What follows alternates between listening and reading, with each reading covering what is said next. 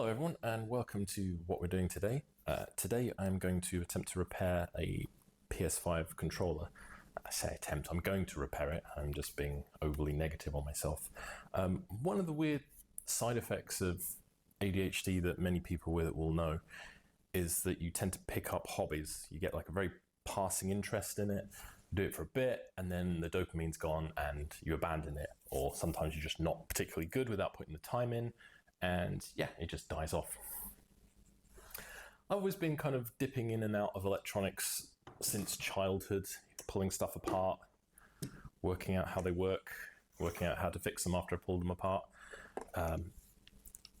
inadvertently needing tetanus boosters after getting pins from very old cases of hardware stuck in my leg because I was sat cross-legged on a floor as a child and straight into it.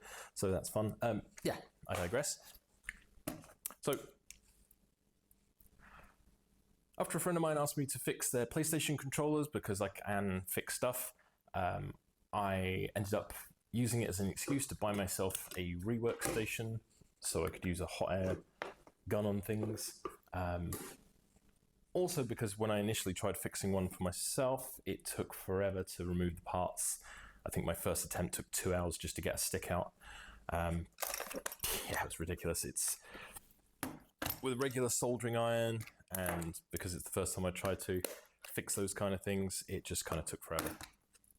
So what we're going to do today, I've already given this a rough clean because it was a little bit grubby, but I'll give it a proper clean before I reassemble it. We're going to start by pulling apart this controller. So I should probably explain what I'm actually going to fix as well. What I'm going to fix is stick drift, our old friend. I'm going to remove the old sticks, which from a PS5 controller, like 4th or 5th, the BDM 040 and 050 models, they typically look a bit like this. And they're just your regular sticks. They just have a little potentiometer, so a little thing fills up and down, and eventually that wears out. What I'm going to replace it with is one of these.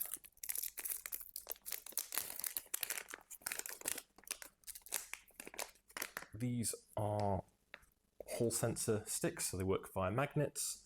So as you move them, the difference in the magnetic field gets converted into essentially differences in movement. Now they don't quite have the same circularity, but you can adjust for that.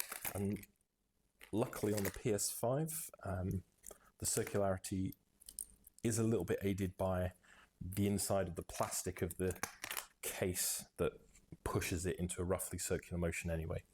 I've accidentally popped one of these off, so let's do this back in. Yep. So step one, we strip it down. Step two, we remove the main board, which means I have to desolder the rumble motors and pull a load of the ribbon cables.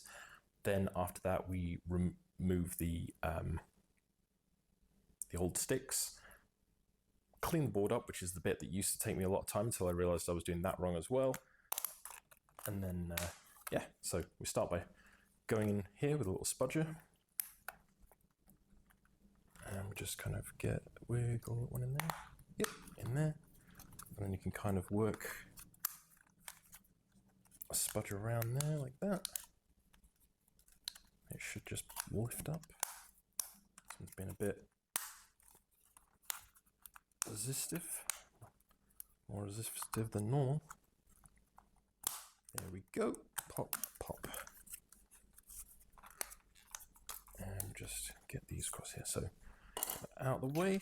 Next thing is to pop up these right one and left one buttons, and I would put your hand over it because I did fire one of these off and it took me ages to find it. Yep, so just they work out quite easily, but some of them can be a bit lively. And I'm in control of this one. Right, let's put that down.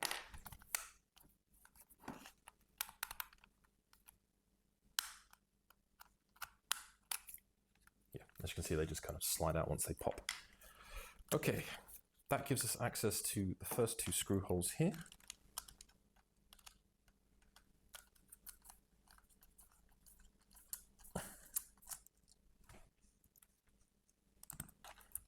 think all the screws I'm going to take out are roughly are the same size, so that doesn't matter too much.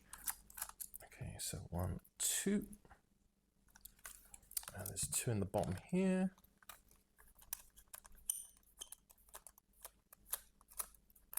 3. And then once we finish this, we actually have to do some calibration work before we fully reassemble it all. And that is a little bit of a pain.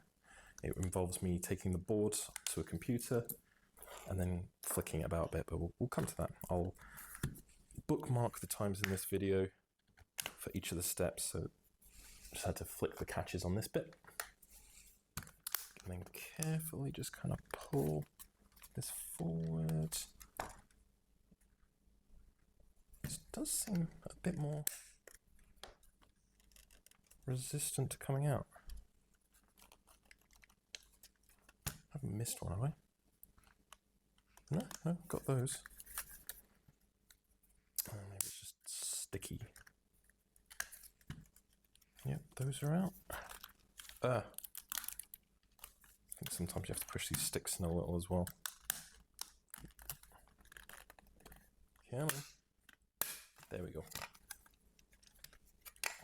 Don't normally have to be quite as forceful as this. Maybe it's a blue thing. So we start by just popping the battery out.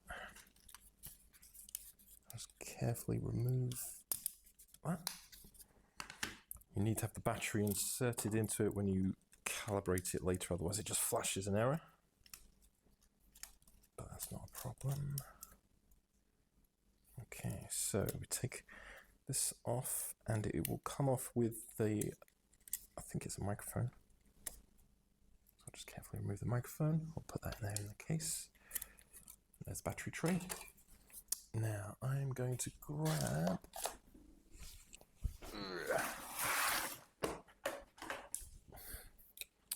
always have a good pair of tweezers on hand. Let's do just gently wiggle.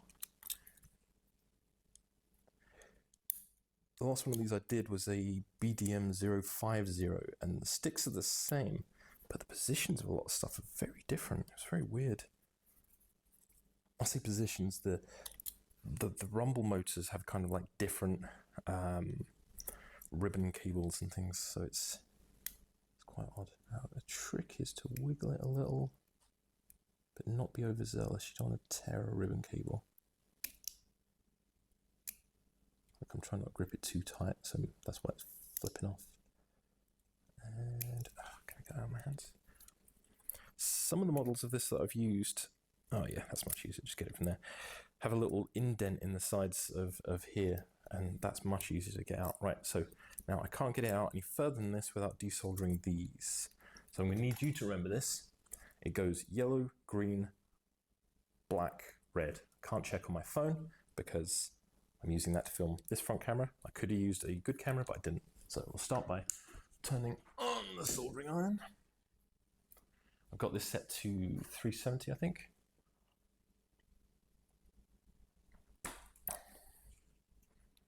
Now this bit should be straightforward. In fact, we can just push that to give it a little bit of lift. There we go.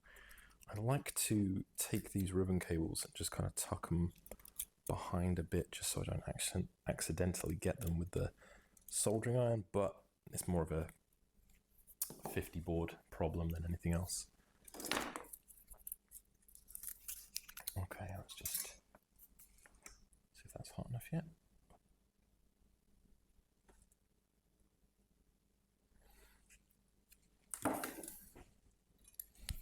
Okay, so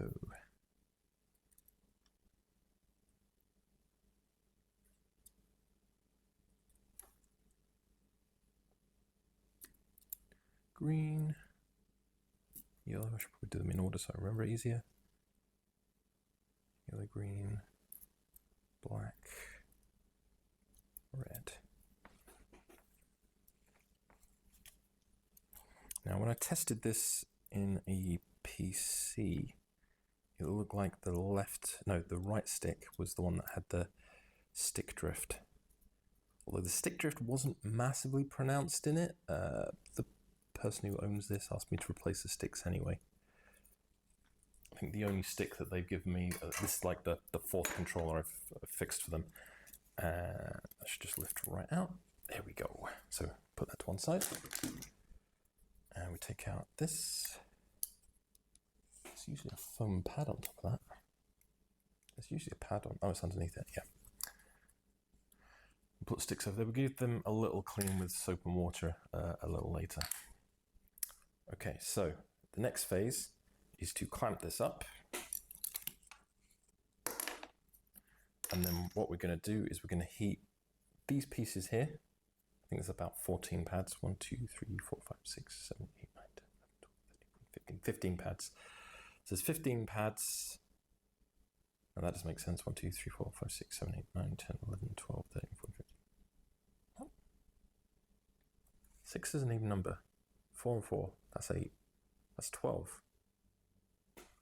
1, 2, 3, 4, 5, 6, 7, 8, 9, 10, 11, 12, 13, 14, 15. 9, 10, 11, 12, 13, 14. How have I counted that twice wrong? Anyway, so to protect this from the heat, we're going to do two things. We're going to make a heat shield out of baking foil. I'm going to bake-o the foil. I can turn the soldering iron off now. And we're going to use some heat tape. Now, I normally have it in like this. Okay, I'm just going to move that across a little. Just loosen that off. Too loose. About there. Yep. Okay, make sure that's in. So I'm going to heat this. I'm going to pull the stick with pliers from the bottom. I'm also going to do this back up properly, so it uses a bit of the... Yep. Actually grip the thing. I have tried using those little helping hands things you can get, but they are very annoying to use. Right, so the capacitive tape I will put across these little plastic pieces here, just to give it an extra layer of protection. Hair gets everywhere. Right, had a pair of scissors a minute ago.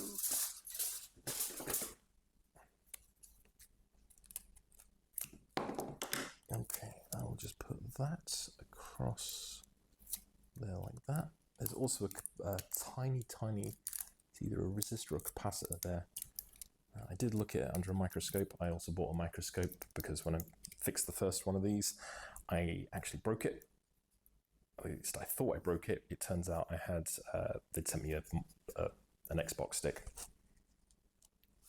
instead of the correct stick for a PlayStation 5 controller. So I fitted it and it didn't work. I was getting board errors and all sorts. I removed it after buying the hot air station, some other stuff. I mean, short version is, as you look at it, this is the one for a BDM 040 and 050 controller. So yellow there, yellow there. The other version, I think it was a black and a yellow. So next I'm going to just kind of make a bit of an impromptu heat shield here. I'm going to fold all this over, because this is going to get very hot when I heat it up. But it shouldn't be too much of a problem.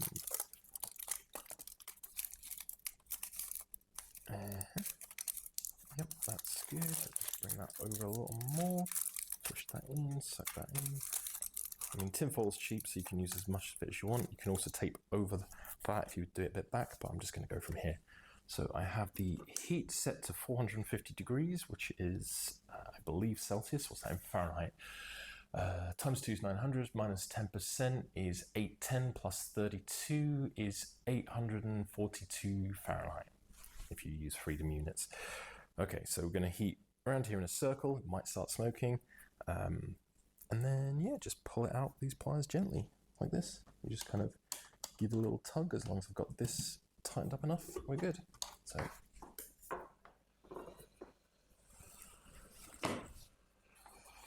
So So yeah, this is the bit that initially took me hours because I was cutting it off and then trying to desolder it. And yeah, it's very quick to do it once you get used to it.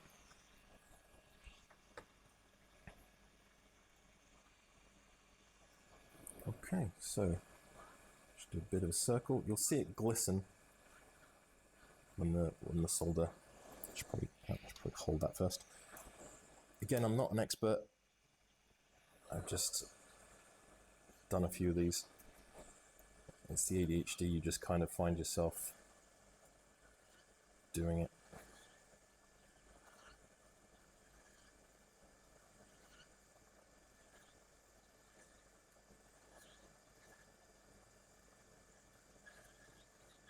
Those out ones.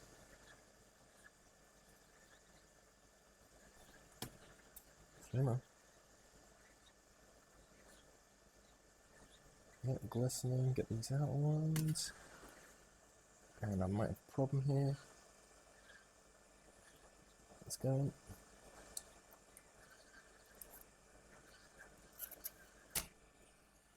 There we go, pulled out. That's one. You have to get it heated and wait for it to glisten first before you pull it. I was just kind of leaning on it a little bit because you don't want to pull the traces out the other side. So I'm just going to grab the board from here. The board is heated up a little bit, so you have to be careful there.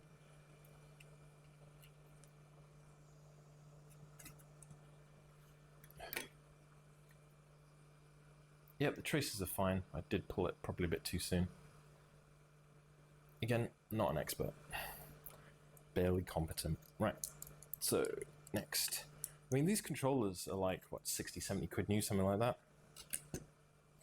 And when I initially thought I broke one, I bought a controller that was sold on eBay as broken, that had stick drift, to gut for parts, basically, to fix my friend's controller that I thought I'd broken. And it turns out I hadn't, it was just the sticks. So after ordering a pack of the correct sticks from AliExpress, the initial 2 that were wrong and the 2 replacements were from Amazon, yeah, I have myself a spare PS5 controller that I can use for stuff instead of a parts controller, which is both good and bad, I guess, because sometimes you want parts to fix things, but yeah, I dare say if I do enough of these I'll end up with parts. I also thought I broke the ribbon cable inside the first one I did, not realizing it was the wrong stick.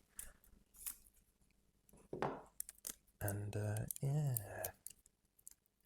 that was kind of wild. Okay, a bit of heat resistant tape. You know what? I'm going to just put a little bit extra here because there's a lot of circuitry here.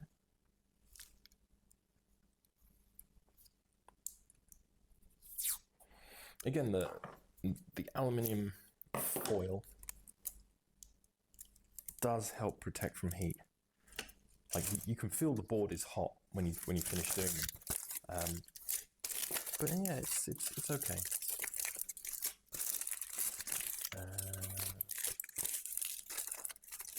Like that.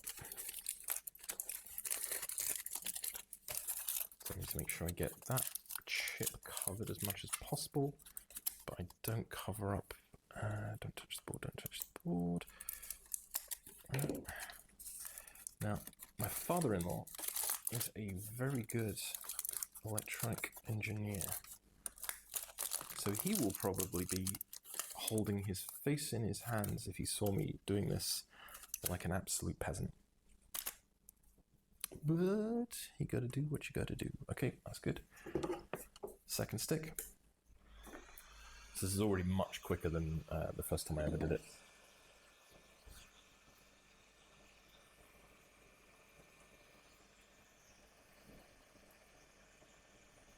Yep, we're at 450.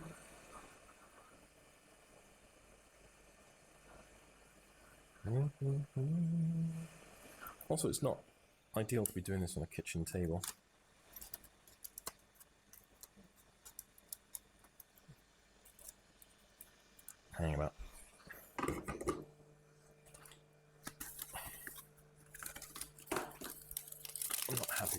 wrapped, so I'm going to do it slightly differently.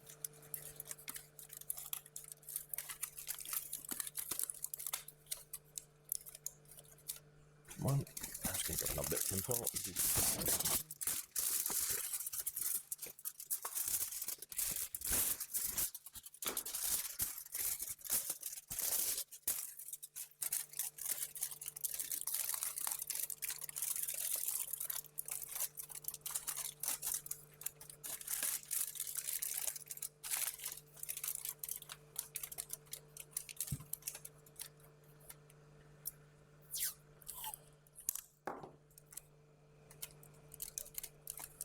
I'm just not super happy about the position of that, so I'll just tape it a little.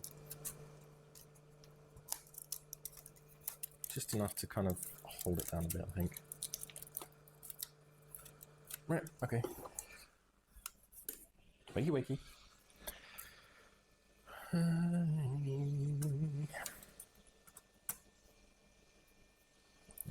We are at...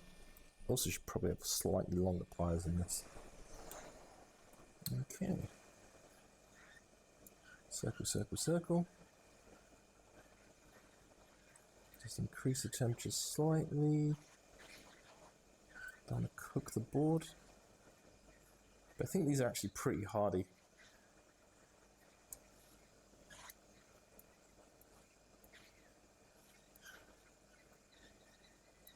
So we've got some silver from the bit in the middle. I think also the solder that's used in factories and stuff is different to the lead-free stuff we have now, so it's a bit more of a pain in the ass to melt. That's just falling out by itself. That was a bit trickier this time because I'd wrapped some of the tape around the back of it and it was coming, but I didn't think it was. Okay, so that's the two sticks out.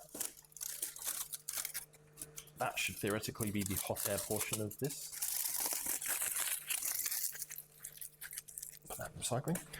Okay, let's cool down a sec. So how far are we in? About 24 minutes been filming. Okay, that's not bad. A lot of it is just because I've been chatting mindlessly. Nope, that's still hot.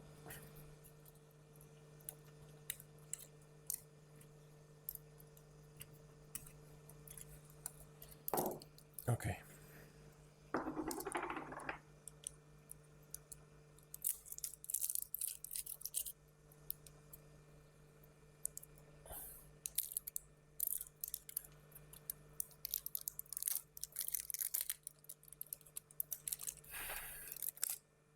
I just need to let that cool down a little because the board does get hot when you're doing this. And I'm probably doing it a little bit gung-ho, you know, I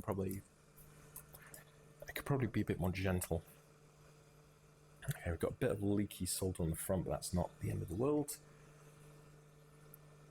Now, where I typically go wrong with this is when I'm trying to desolder, if I use a solder pump or anything like that, it's very small, so it just doesn't really work.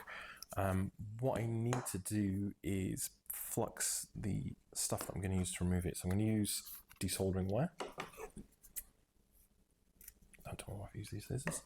So I've got to get all the solder out of these holes, and I may as well clean these pads as well while I'm at it.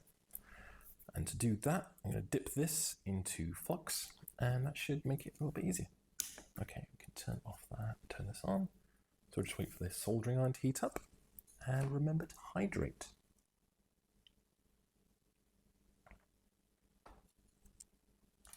So again, you know, you can fix your own stuff, and in theory, this should be easier than it already is. I mean, and sticks are probably an easy thing to order from, you know, China or wherever they're generally manufactured, but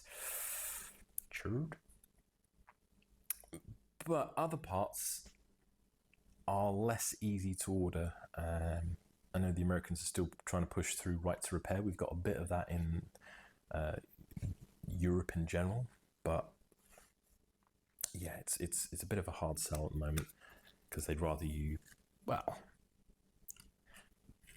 it might not be correct to say that they want you to buy new stuff, but realistically, if they're mass producing these things, it can't hurt them to, you know,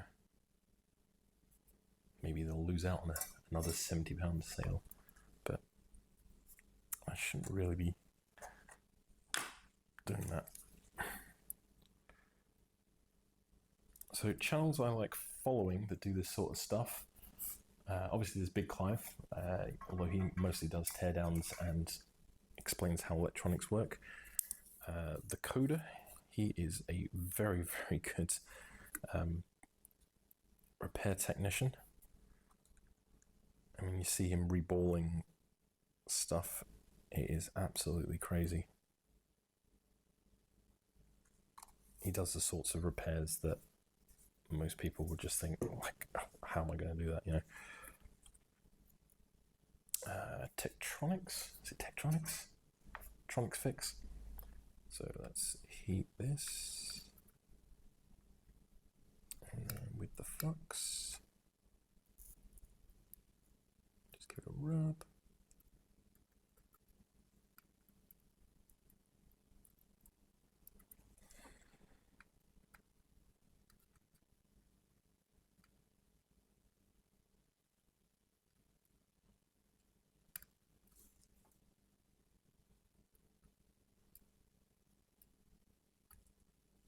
Oh, yeah, that worked.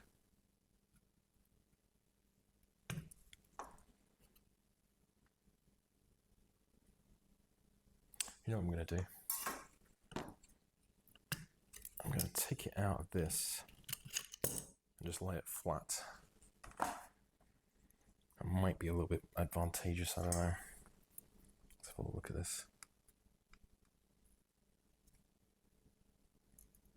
Probably not, actually.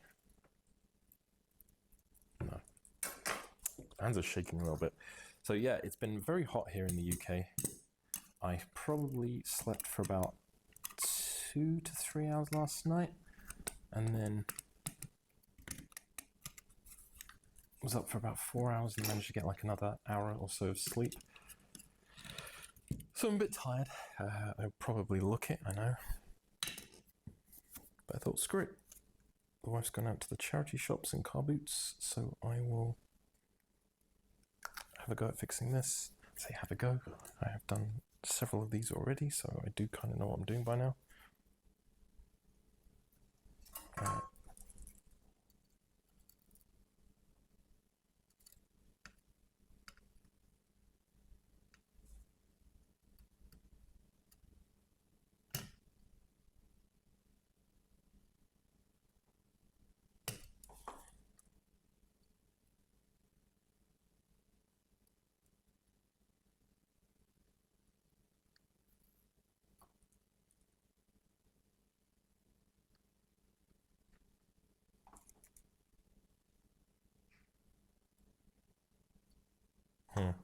Alright, I'm going to put different solder in this.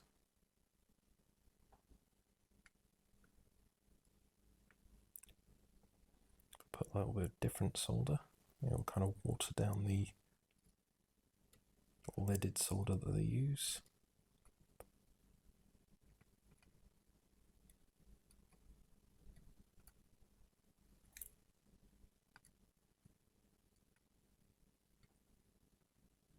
And screw, I'm gonna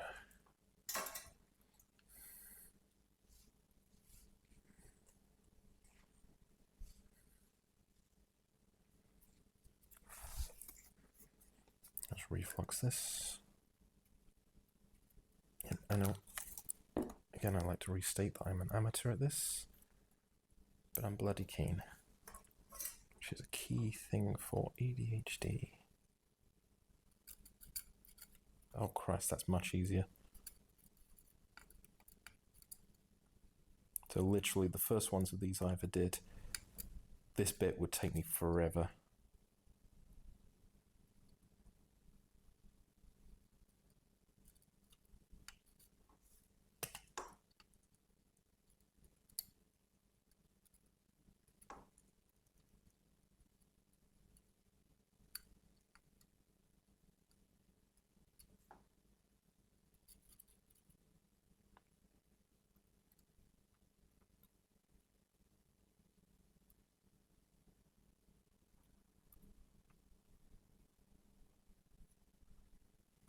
Having trouble gripping this.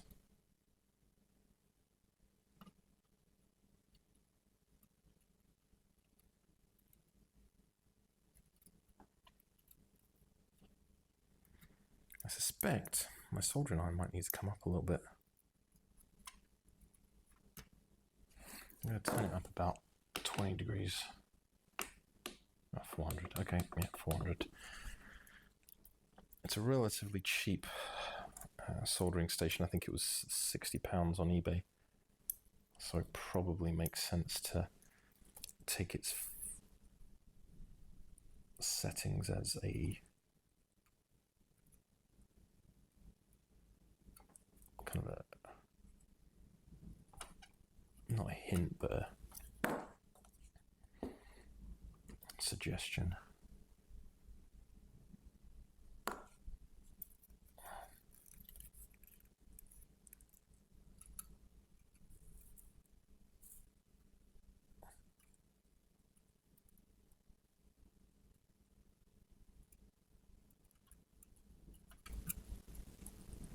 Nearly. I get a fresh bit of this wick. Oh. So yeah, this is the bit I need to practice more that I'm fairly unskilled at. It's the wicking off. I mean, this bit has already taken me nearly 10 minutes and I'm not particularly far into it. I've got like 2 holes out of 14 clear. Okay, let's flux the shit out of this again.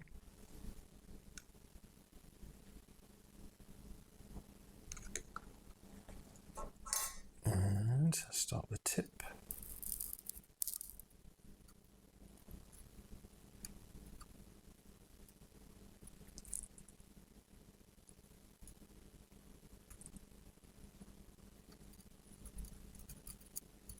There we go, that's much better.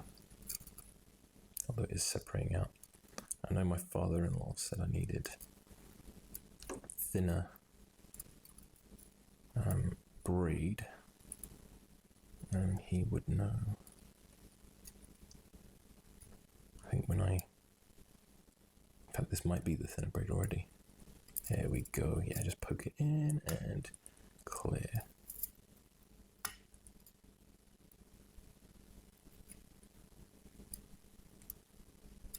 Oh, that's working a treat. 4.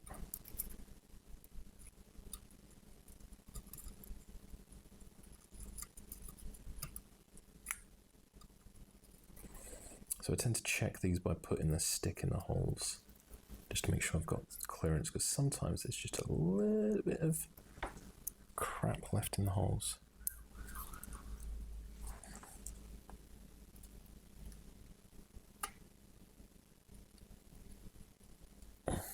Come on.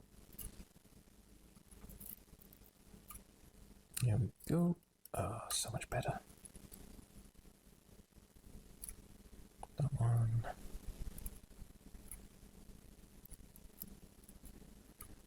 So yeah, shout out to anyone who does this professionally. You are helping save the planet in ways that I probably never could. The amount of stuff that will go to landfill. I mean, there we go, that's much nicer. So all of this stuff wasn't particularly expensive. It was 60 quid for the soldering iron. But I kind of like that it's got temperature settings and stuff like that. Let's just make sure that's all ultimately clean. This one's not quite clean enough for me.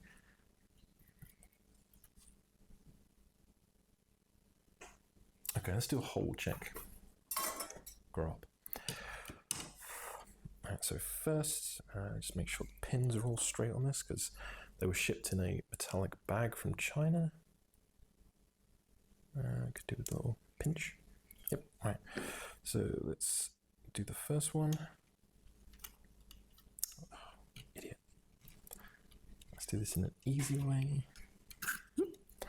Okay, so the hole's there. It doesn't, it does, yep. Yep, that one goes in nicely. You have to kind of get them in properly as well, like flush to the ground, otherwise the sticks will be at an angle when you actually solder them in. Right, let's do the other hole. That one's not pushing as nicely. What's going on here? Let's have a look. All right, no problem. Let's just run an iron over that.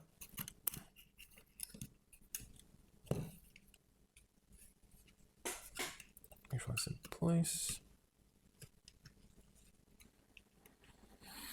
Right, bit of this. Here's the bit of wire I was using.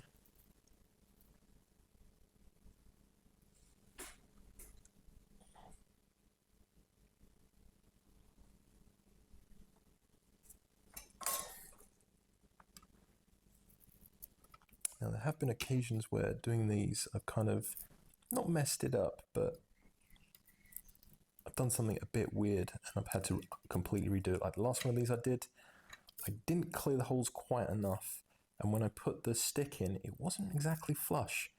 Like I thought, oh yeah, it's fine. I pushed it in. Oh, this is so much easier than the last time I did it. But I just pushed the sticks in, soldered it, lifted it up, and the fucking thing was at an angle. It just slipped out when I did the first solder.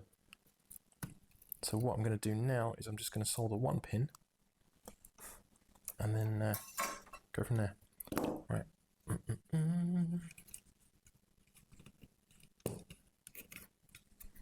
Okay, so I'm checking this bottom one now. Up, straight in and flush. Right. Okay, so don't need the flux for now. Got the isopropyl alcohol, which is great for cleaning. I actually got it for cleaning both circuit boards after using flux on them and for cleaning 3D printer beds. I say beds, I've got one 3D printer.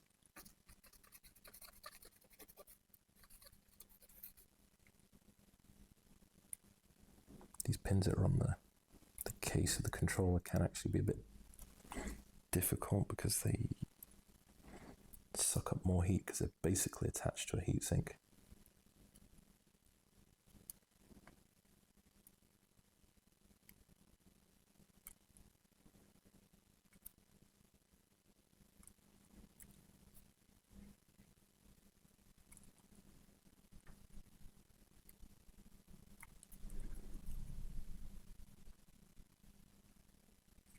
I fucked that one up.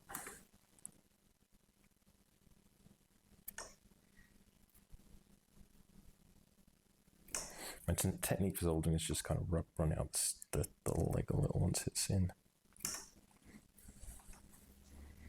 Not too energetically though, you don't want to find it. I'm going to put a bit more on that because that looks like it's...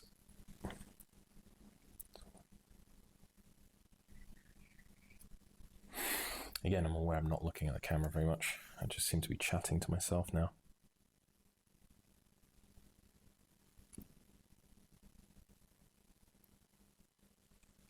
Cool. That's it, we're done. Turn off the soldering on. We are 52 minutes in. A lot slower than I like, but at least I've learned that flux is the key for desoldering. Let's have a look at how much solder I put on this. Do I need more?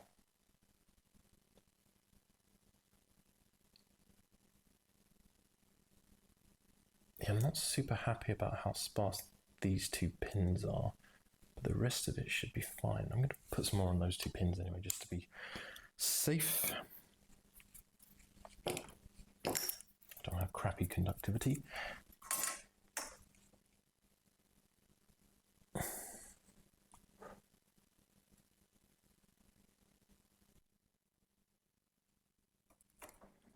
little bit more in there.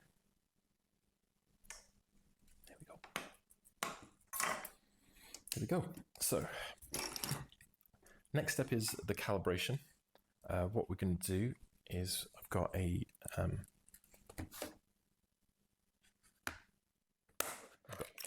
sim ejector tool, and what you kind of do is you put it in these little holes here. You'll see when I come to calibrate it in a minute, but basically, if it's a bit to the right, then you flick it in the direction you that it's off by, and it'll flip it back the other side, I think. And you just put a pin in to hold it in place and just kind of go flip, and it will go across. Yeah, so we need the battery. And we need the SIM ejector, which is, I've just put it, oh, it's in there.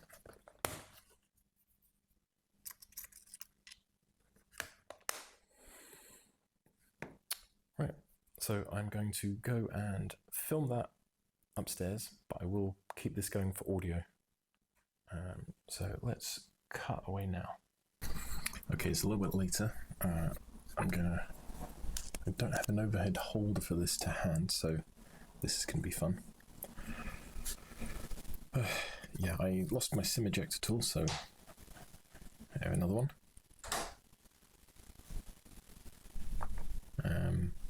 Yeah, put it down the desk. I used it to push a SD card into a GoPro, and then it vanished.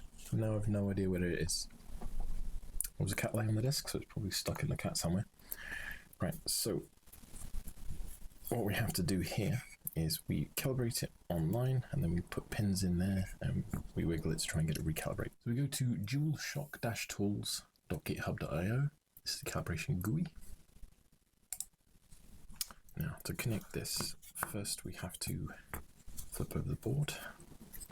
Excuse the cat here, but the cat was invading my desk a second ago. So I'm going to plug this now is. So we plug this in.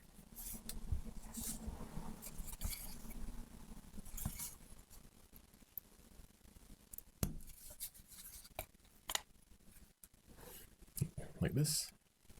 Then we flip the board, and now we're going to plug it into the computer.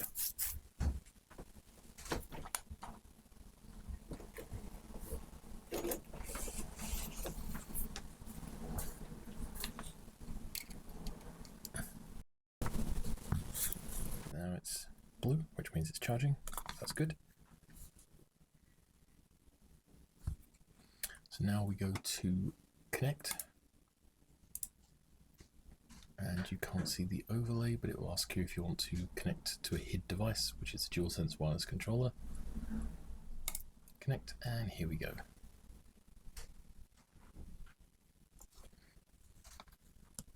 You know, the sticks aren't pretty much on it. That's never happened before. I'm just going to try and pull this cable up a bit better. Right.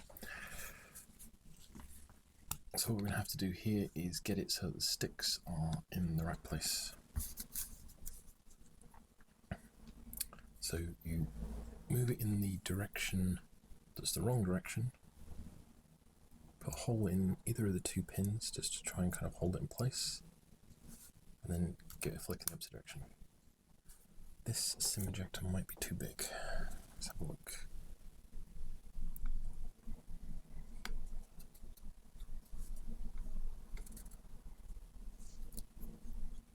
No, it's not too big, it's just it needs the other hole.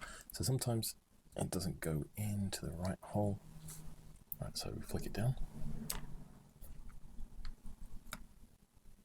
So that's a little bit up.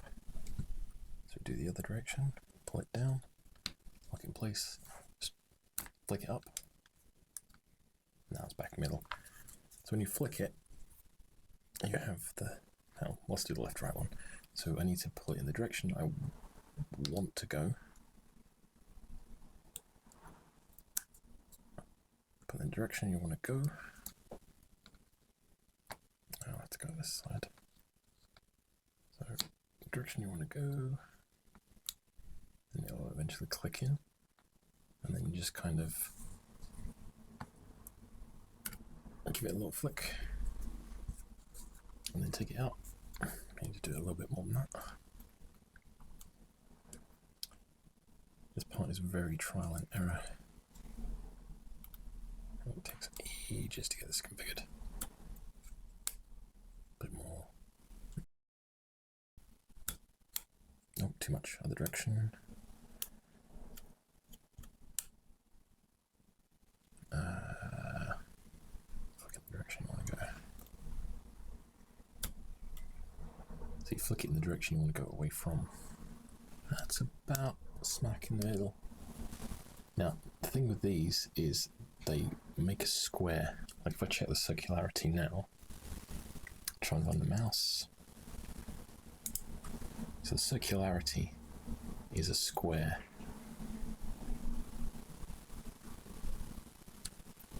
%, error. Now, in the actual controller, in the housing, there's like a circular piece, and that kind of forces circularity on it. So what I'm going to do, stick center seems pretty good. This is jiggling very, very slightly. That's one.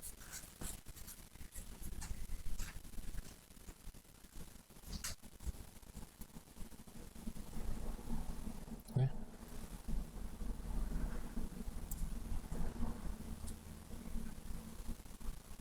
Yeah, okay. I'm going to disconnect this and then go reassemble it and try and remember the order I soldered it in. But that's basically it. Reassemble it all, plug it back in, test it on Astro, and yeah, that'll be it. Thanks for watching, and I'll see you next time. Maybe.